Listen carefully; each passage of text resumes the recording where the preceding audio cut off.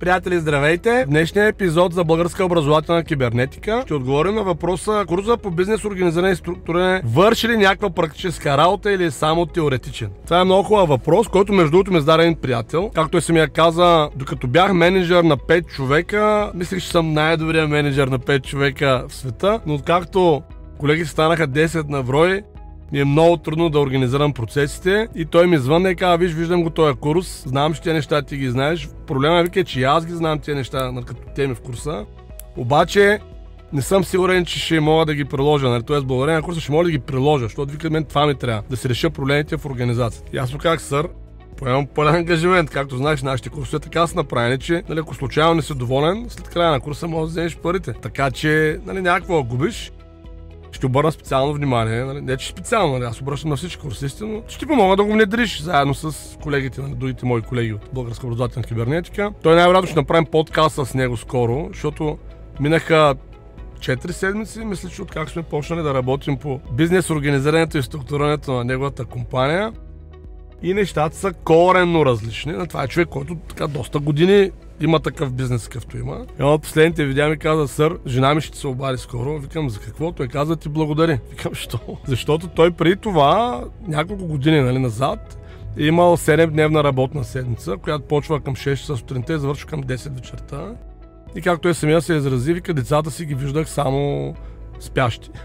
И вика: в момента имам 5-дневна работна седмица, много намаля напрежението. И това само правилно описване на процесите, подобряване на структурата на компанията, на иерархията, въвеждане на по-стриктни графици за него и за колегите. И още те много неща имат да правят. За 4 седмици не мога да правиш чудеса в една организация. Едно преструктуриране на една организация отнема между 1 до 3 години. Зависи колко голяма и там от някои други неща. Но резултат се вижда още на първия-втория месец. Веднага се вижда. Да речем, намаляха му обажданията дневна база от, не знам, над 100 на примерно 5 или нещо такова. Включително ми се похвали, че за първи път, както има бизнес и реално и семейство, защото те горе по едно време възникнаха при него, вика: имах една неделя, цяла неделя, която беше с семейството ми. До сега никога не ми се е случило. И никога не ми звъни да ме притеснява, да ме търси. Вика: никога не ми се е случвало. Това е големия успех от моята гледна точка, приятели. Вие знаете, аз съм много семейно ориентиран човек. И за мен това е супер важно. Един предприемач да може умело да балансира между работа и семейство. Това за мен е много важно, защото иначе семейството страда по някаква форма. Много често семейството страдат. Няма време, мъже обикновено, особено ако е по-така активен. И това ясно, че тя жена ще го разбере и лицата ще го разберат, но не е задължително да е най-приятната ситуация, особено дълго време. И особено когато няма нужда.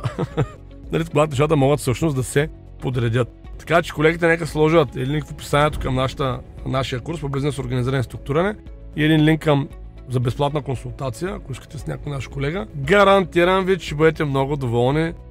Скоро ще почнем да правим така редовно подкасти. Ако е излязъл подкаст такъв наш колега, нека колегите сложат линк към такъв подкаст, специално за бизнес, организирането и структурирането, защото това е много важно. Аз знам колко е тегаво за един предприемач да работи супер здраво, много часове, много енергия да влага и накрая нещо да не върви, да му е трудно, сега няма време, да е супер стресиран. Това не е сигнал за добре свършена работа, приятели. Добре работещия предприемач, ежедневието му е хармонично, работата му върви с минимални усилия, има голяма яснота какво се случва и какво ще случва. Това е идеалният образ на предприемач. И колкото по-голяма става организацията, толкова повече свободно време и пространство трябва да има предприемач. Това е сигнал, че добре организира процесите. Ако един предприемач с напредването на работа и с разширяването на дейностите, той има все по-малко време и все повече задачи, все едно ги забравя, изоставя, няма време за тях, не успя да ги делегира и въобще така почват да се затлачват нещата, това е сигнал, че той не се справя добре с организационната част на работата. Тя е ключова на организационната част на работа. Така да организираме процеси на интуиция, това е възможно при някакви много малки екипи. 2, 3, 5 човека, нещо е такова. Стане по-голяма организация, 10, 20, 30, 100, 300, 1000, тогава нещата вече са по съвсем различен начин. Трябва да се организират по съвсем различен начин, за да могат да работят. Това от мен по тая тема.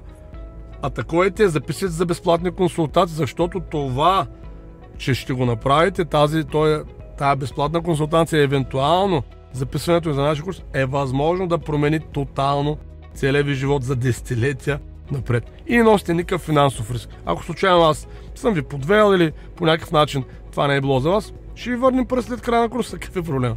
Така че, ако сте останали до края на видеото, напишете Атака до пълна победа, харесайте го и се абонирайте за канала. И ще се видим скоро. Всичко добро!